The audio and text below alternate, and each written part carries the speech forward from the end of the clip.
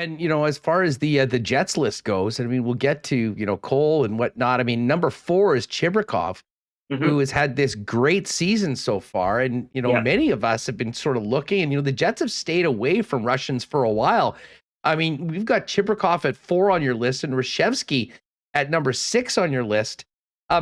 First of all, for our listeners that probably don't know very much about those players, maybe touch on where they are right now and why they ended up where they did on your list. But at the same time, what everything's happening to the potential of those guys being NHL players, or at least even in North America in the near future. Yeah, I mean, just to touch on the players quickly, Chibrikov was a first round guy on my board last year. I thought they did really well to nab him. I'm a big fan. He's had a very good year. He hasn't played in the KHL this year, but he has played extremely successfully in the second tier VHL, which is the feeder league, the feeder professional league for the KHL. He's been like a point per game player there. He's contributing at the very top of that lineup. And I honestly think that's probably a better thing for him this year than if he were playing 9-10 minutes a night in the KHL, like so many 18, 19-year-olds often do. So it's been good. It's been a really good, positive development year, I would argue, for Chibrikov. And with him, there was never going to be any rush. So I don't think he's particularly implicated by sort of Russia's war on Ukraine. It just, he was going to stick over there and play over there for 2 or 3 years regardless. So no urgency in terms of resolving that or rushing him out of there to get him over here, that kind of a thing. Wouldn't be surprised if that's been a discussion and they've talked about maybe trying to get him over to play junior hockey over here or potentially even professional hockey over here.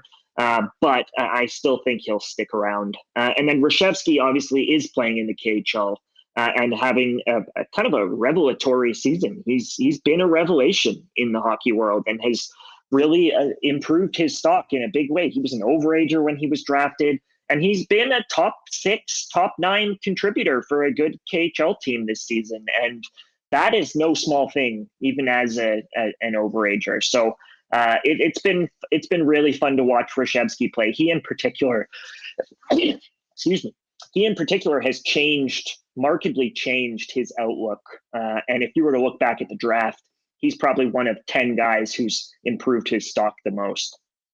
Scott Wheeler's with us. Scott, let's talk about the rest of the list. And well, overall, Cole Perfetti is a guy we've talked a lot about. And since we spoke, we got a chance to see him play quite a bit. Unfortunate injury suffered against the Kraken, a bit of a setback in the rehab. From hearing Coach Dave Lowry so far, I mean, I'm not sure how much hockey he's going to be playing, if any, before the end of the season. That being said, from World Juniors to Moose to National Hockey League, tell us your thoughts on Perfetti, why he's the Jets' #1 prospect, and how tantalizing he should be to Jet fans for how he projects to be a regular in the bigs. Yeah, so it's tricky with Cole because I actually think he was having it under weird circumstances and obviously playing at 2 different pro levels and playing ever so briefly at the World Juniors. I thought he was having a positive season, and he was tremendous at the World Juniors. That's without question. He looked really, really good. And really good in contrast to his centerman, which was Shane Wright. It was funny because Shane Wright almost looked invisible, and yet Cole Perfetti was the best player on the ice, and they were playing on the same line. So, yeah, that was great. I thought whenever I watched him with the Moose, he was tremendous. He was creating, even when the points weren't going in, which happened for a brief stretch. I thought he was extremely impactful, shift to shift, night to night, dangerous on the power play, finding pockets of space like he does so beautifully. And then it was just starting to come for him, I thought he was just starting to play his best hockey in the NHL to date in sort of January, February after the World Juniors. So it's a tough situation. I'm sure he's disappointed by the way that things are going to finish here for him. But in saying that, I think Cole is a fabulous kid and talent. I'm a big, big fan of Cole Perfetti.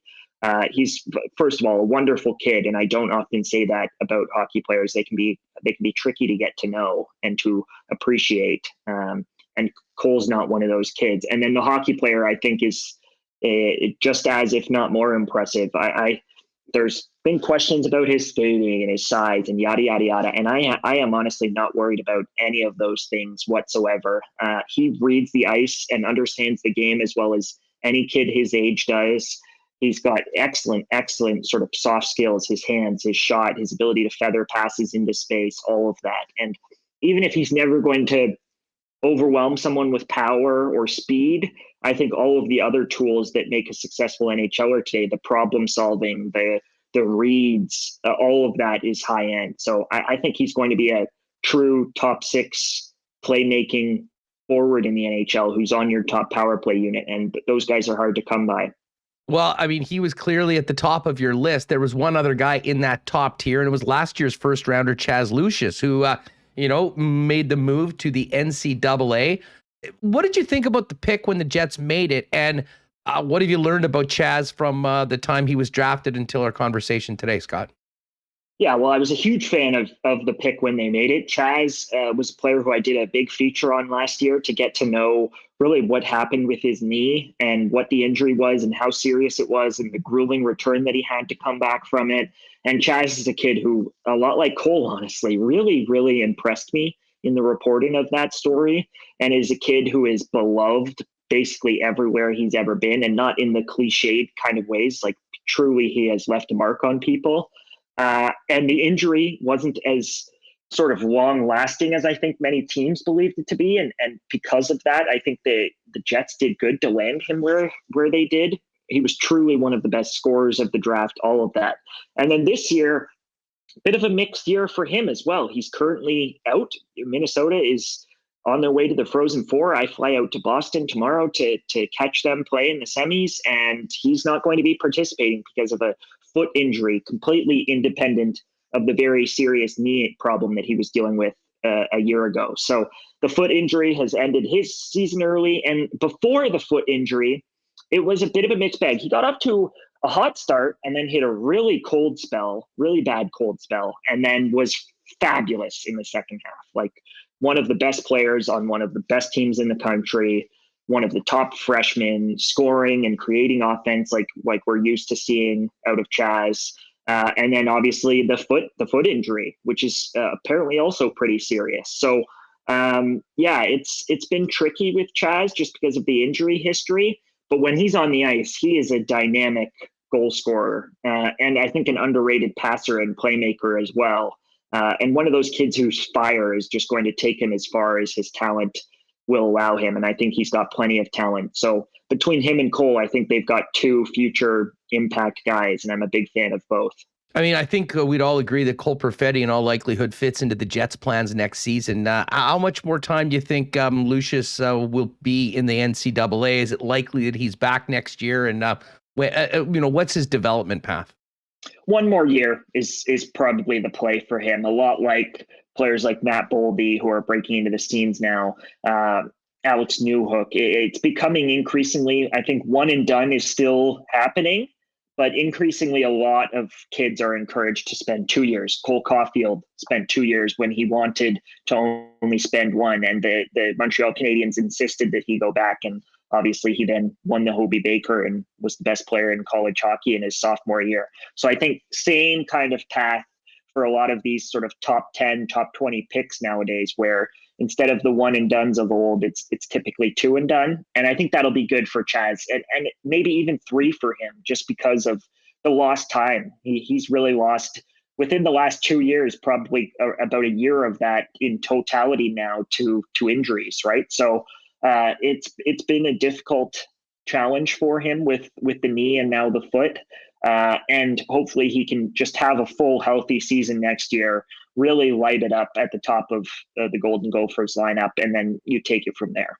Scott, we've talked about the top 2 prospects as well as the 2 Russians. The rest of the group, and I'll go with it, Ville Heinola is at number 3. Mm-hmm. David Gustafsson's at number 5. Dylan Sandberg's at number 7.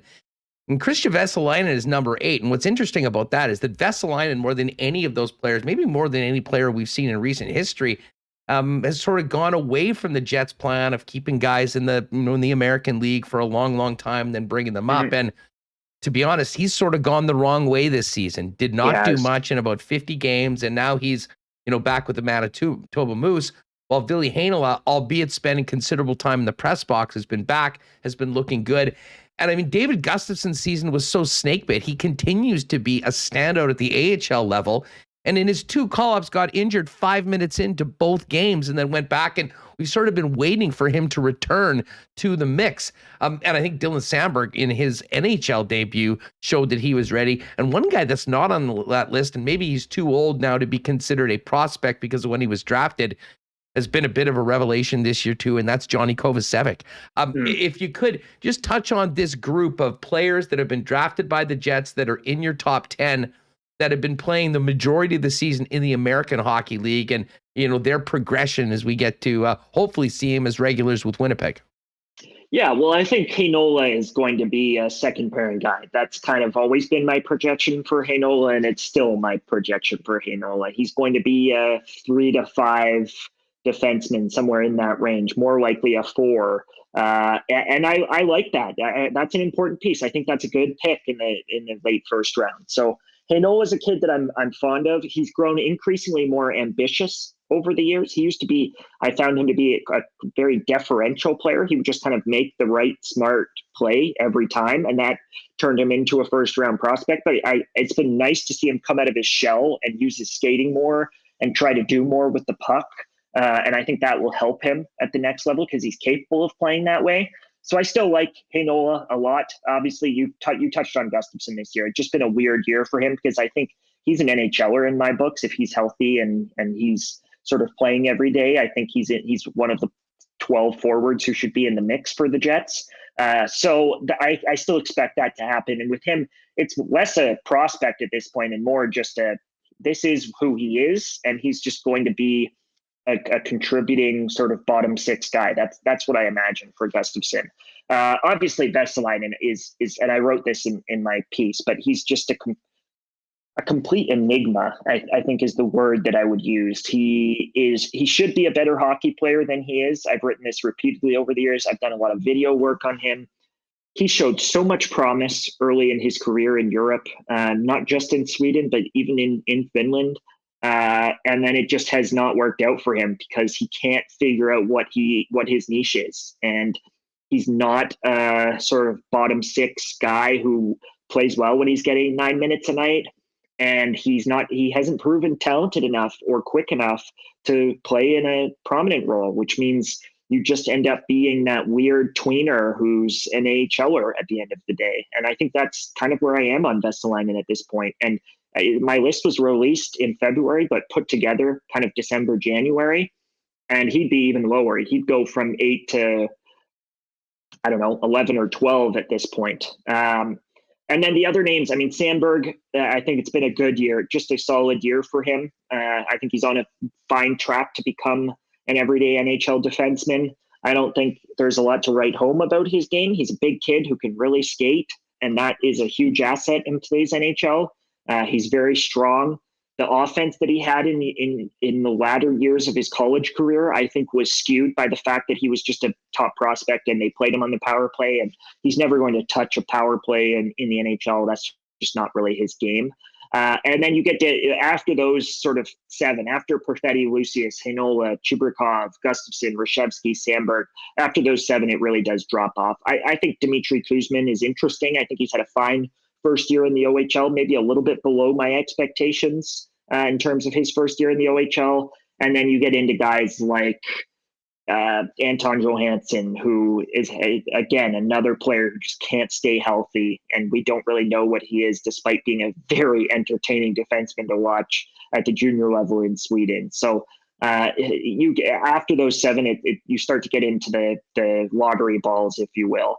But the other player you mentioned, who you're right, due to being 23 and over, wasn't eligible for my list, is Kovacevic, who, again, another guy that I see as kind of a tweener. I see him as a depth piece who's has obviously established himself in the AHL as a very good player, and then in the NHL, I think he's more of just a guy, an option, and they've got a lot of those. I like Leon, honestly, more than I think most people like Leon. I think he can be a guy and just good organizational depth in case of injuries. And we didn't touch on Declan, who I think is got a chance to become a guy, but a lot of those players are just going to end up being organizational depth. And I think it's really that top 7 that I mentioned, who I think have a chance to be more than call up options in terms of their ceilings. Scott, I always love these conversations. I mean, really appreciate the work that you do.